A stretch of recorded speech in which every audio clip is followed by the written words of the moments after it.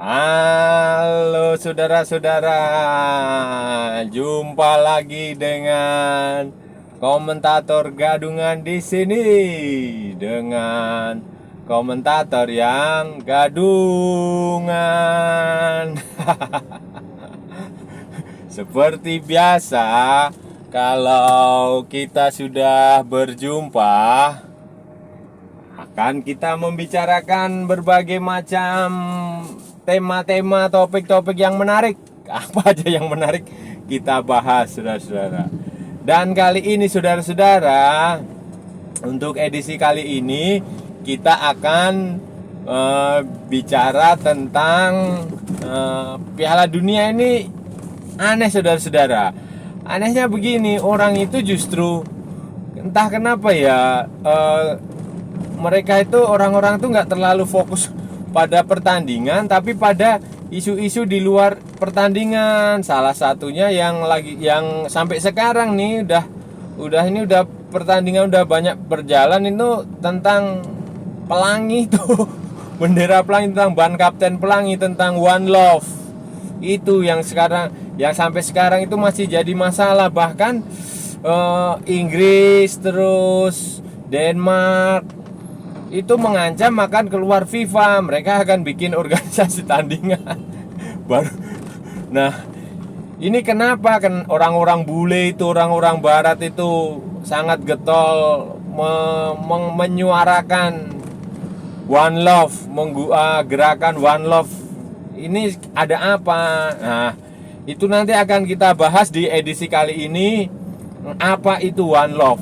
Apa itu sebenarnya gerakan itu, dan mengapa bagi orang-orang bule itu, orang-orang barat itu sangat penting untuk memasukkan agenda mereka ke dalam sebuah turnamen sepak bola internasional di negara yang kontra terhadap gerakan itu. Nah, itu akan kita bahas untuk edisi kali ini.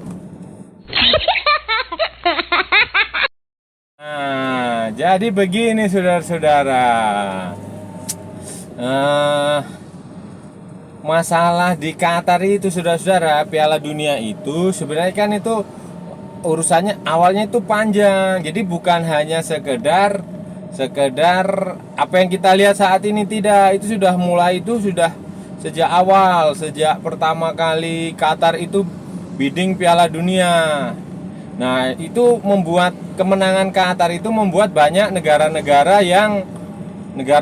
Eropa, negara-negara Amerika yang seharusnya itu jatah dia Piala Dunia itu bisa mereka bisa jadi tuan rumah, dikalahkan oleh Qatar. Nah, itu jadi mereka ya mungkin masih jengkel sampai sekarang gitu loh. Nah, kenapa mereka bersikap seperti itu? Karena pada waktu itu penunjukan Qatar ini kontroversial karena ada suap di situ. Suap ini itu udah fakta dan terbukti di pengadilan. Bapak Sepp Blatter itu kan sudah mundur, terus pengadilan, dia disidang di pengadilan. Terus Bapak Michel Platini juga. Nah, menurut Bapak Sepp Blatter, penunjukan Qatar itu adalah politik tingkat tingginya Prancis. Waktu itu presidennya Nicolas Sarkozy. Dia meminta supaya Michel Platini, waktu itu kan presiden UEFA, untuk mengusahakan supaya Qatar jadi tuan rumah. Kenapa Prancis berkepentingan? Karena Prancis punya banyak bisnis di sana. Jadi punya banyak kepentingan di sana, geopolitik, bisnis, minyak, apa segala macam. Nah, yang tak kalah menarik adalah kalau sudah ingat pada waktu itu kan PSG itu kan baru akan diambil alih oleh Qatar ya bener, Qatar Qatar Investment Authority. Nah, itu salah satu untuk meyakinkan Sarkozy bahwa Qatar masuk ke salah satu jaminannya supaya Qatar bisa membeli PSG ya Piala Dunia itu. Makanya Makanya bagaimana caranya Qatar harus menjadi tuan rumah Piala Dunia, termasuk dengan suap itu. Jadi itu udah ada buktinya banyak, dan itu suapnya juga nggak tanggung-tanggung, saudara-saudara, untuk mengamankan suara itu bisa sampai 2,5 juta dolar. 2,5 juta dolar, dan itu yang korbannya kan juga banyak, bukan hanya yang dari Presiden FIFA Sepp Blatter sama Presiden UEFA, ada juga yang dari Oceania. Kalau saudara-saudara ingat, yang dari Asosiasi Sepak Bola Trinidad and Tobago juga kena. Terus Isa Hayatu dari Afrika juga kena. Di Asia siapa ya? Asia kayaknya, ya nggak tahu. Asia kayaknya kena, ada yang kena juga. Tapi itu dari semuanya. Jadi memang gila-gila. Jadi normal kalau kemudian orang-orang bule itu dari asosiasi dari barat itu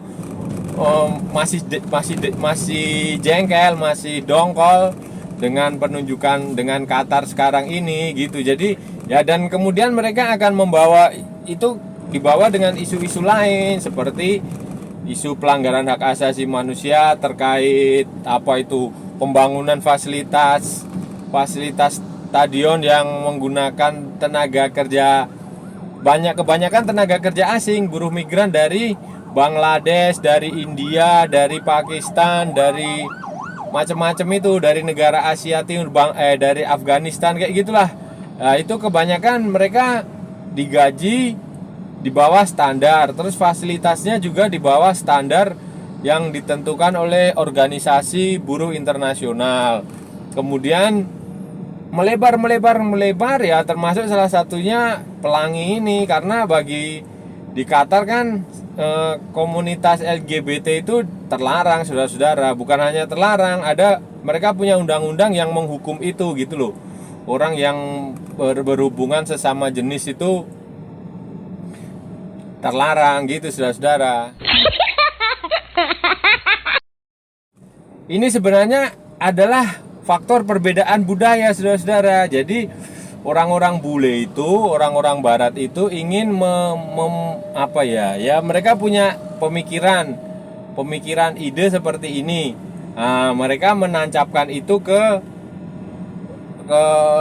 timur yang belum tentu bisa menerima ide mereka. Jadi begini, di timur itu ya, termasuk di Asia lah, itu ada dua pendapat terkait LGBT itu. Ada yang masih ya, ada yang pro, ada yang kontra, ada juga yang abu-abu. 3 pendapat berarti kan. Ya kayak negara-negara seperti Korea, Jepang itu mereka udah open, terbuka. Terus ada beberapa negara yang abu-abu.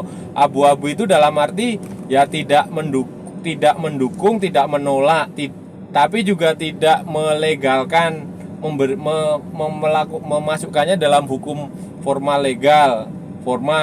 Tapi kalau ada orang yang begitu, ya mereka diam-diam aja, nggak terlalu bodo amat gitulah, nggak terlalu, ya kayak di Indonesia itu kan begitu, masih abu-abu, tidak menolak juga tidak menerima, tidak memasukkannya dalam undang-undang, tapi juga tidak menerima tapi juga tidak menolak. Jadi kalau ada orang yang orientasi seksualnya kayak begitu ya dibiarin aja, negara nggak bodo amat lah gitu, maksudnya nggak terlalu campur tangan. Nah itu banyak kayak gitu, kayak di Indonesia, di mana lagi ya yang setahu saya di Indonesia kan kayak begitu. Nah tapi ada juga yang secara tegas menolak ya, kayak di negara-negara Arab itu udah pasti menolak mereka kan, karena sumber ininya kan sumber agama. Jadi mereka di sana ada undang-undang, hukumannya hukuman mati atau hukuman penjara. Nah itu sudah banyak terjadi di Qatar. Nah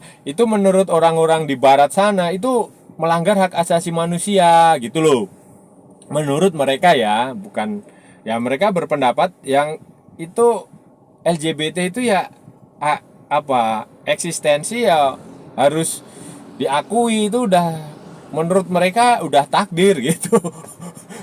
Menurut yang di sini, yang budaya timur, ya LGBT itu ya pelanggaran. Nah kayak gitulah.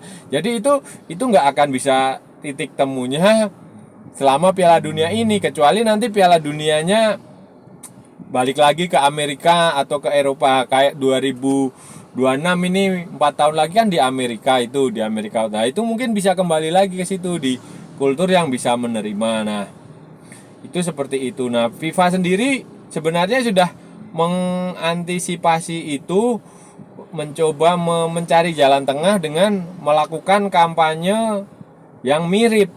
Ya, mereka kan ban kaptennya itu kan ada beberapa tema yang selalu dikenakan kapten selama pertandingan, kayak anti no discrimination, terus save the planet, terus macem-macem lah.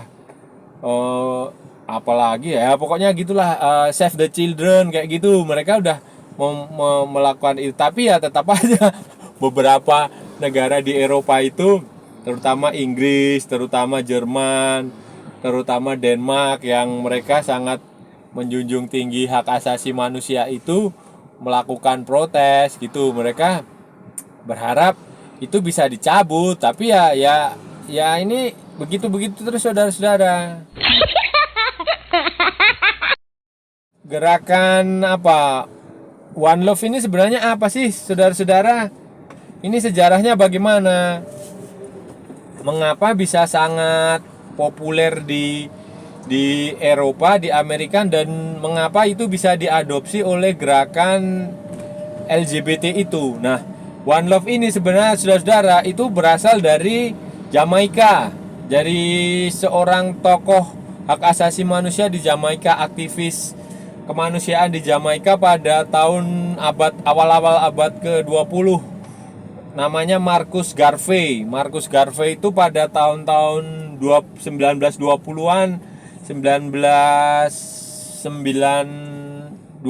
30-an, dia adalah aktivis kulit hitam di Jamaika yang menuntut persamaan hak antara kaum kulit hitam dengan kaum kulit yang lain gitu di Jamaika. Dan dia terkenal dengan pidatonya yang bertema-tema tentang one God, one aim, one destiny. Jadi satu Tuhan, satu takdir, satu tujuan, satu takdir.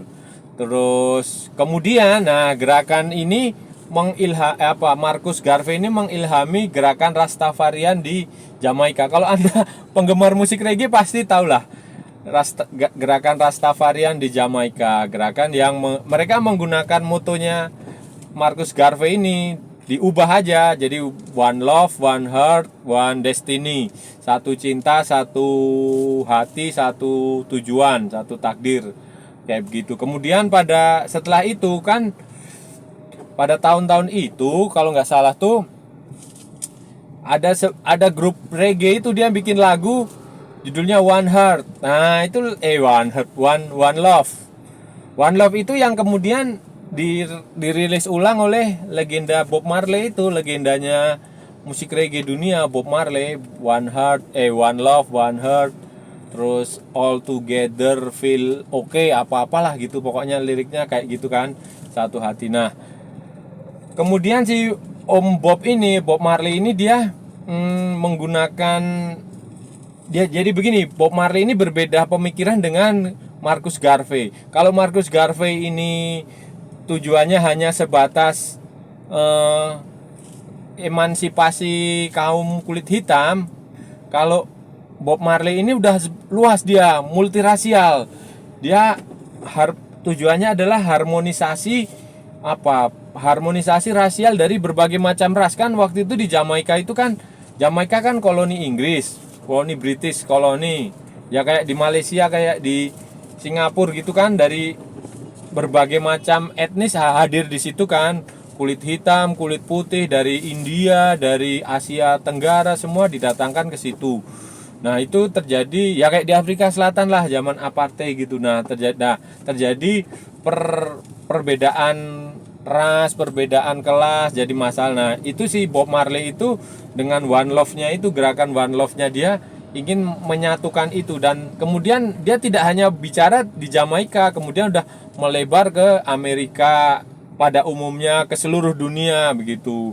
Terus entah mengapa gerakan ini kemudian diadopsi oleh kaum LGBT itu. Mereka menggunakan istilah One Love itu. One Love itu untuk menggunakan simbolnya, simbol dan macam-macamnya itu. Itu digunakan oleh komunitas ini untuk mengkampanyekan ke seluruh dunia. Kalau di Eropa itu udah umum, saudara-saudara, kayak gitu tuh normal. Jadi di Eropa itu udah, aduh ya. Ya begini, kebetulan begini nih, komentator gadungan pernah beberapa kali ke Eropa, jadi udah pernah lihat sendiri. Di sana ada yang namanya gay, hotel gay, khusus gay ada. Terus di taman-taman itu kalau Anda lihat sesama jenis saling bercumburia itu ada banyak gitu. Kalau di negara saya di Indonesia itu udah dilemparin dilemparin itu. Tapi kalau di sana mereka ya itu kan perbedaan kultur lah, itu kita nggak bisa memaksakan budaya kita kepada satu budaya yang di sana sudah ada budaya gitu loh. Jadi ya tetap susah gitu. Nah, kembali lagi ke tadi itu sejarahnya tadi. Nah, ya itu kemudian digunakan untuk gerakan gerakan mengkampanyekan dan bukan hanya LGBT yang mereka kampanyekan. Mereka menganggap itu sebagai inklusif. Jadi mengkampanyekan keberagaman. Padahal sudah ya, kalau keberagaman itu kan ya laki perempuan ya. Kalau perempuan laki-laki sama laki-laki atau perempuan sama perempuan itu bukan keberagaman, kan itu seragam. Tapi ya itu pemikiran mereka seperti itu, keberagaman. Padahal kalau mau jujur ya, keberagaman di Indonesia ini kurang beragam apa lagi itu dah. Bhinneka Tunggal Ika itu dah berbeda-beda tetapi tetap satu ya. Tapi ya itu mereka seperti itu. Ya nggak masalah sih sebenarnya kalau itu hanya sebatas ide, sebatas pemikiran.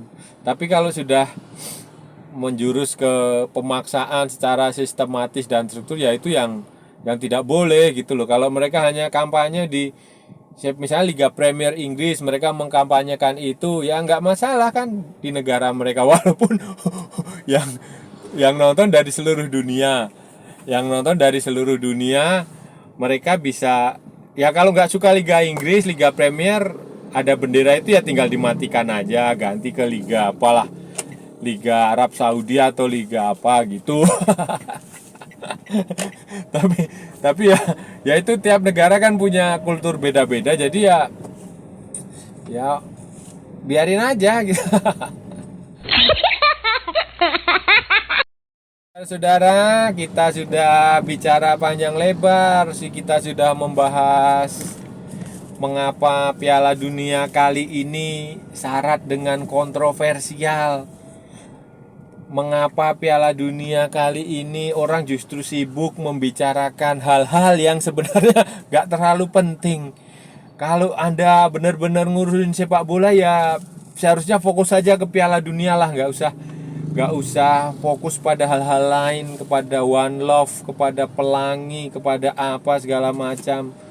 Terus fokus ke Piala Dunia karena pertandingannya juga menarik, saudara-saudara. Banyak kejutan terjadi, banyak kayak Argentina dikalahin Saudi Arabia, terus Jerman dikalahin Jepang, terus Spanyol menang sampai 7-0 itu. Nah, itu kan sesuatu yang sebenarnya lebih bagus dibicarakan daripada urusan kayak gitu, saudara. Tapi ya memang namanya juga manusia kan. Namanya juga di negara demokrasi ya. Apa aja dibicarakan lah, kayak kita ini hari ini nih, komentator gadungan ini kan ngomong apa aja yang bermanfaat, yang tidak bermanfaat silahkan diomongkan. Yang penting kalau yang suka ya silahkan ikutin, kalau enggak ya terserah Anda. Oke ya saudara, itu tadi perbincangan kita hari ini. Kalau ada salah-salah ya mohon maaf. Kalau itu benar ya berarti sebuah kebenaran.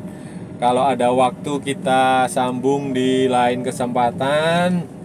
Dan jangan lupa ikuti terus channel Komentator Gadungan, like, share, and subscribe.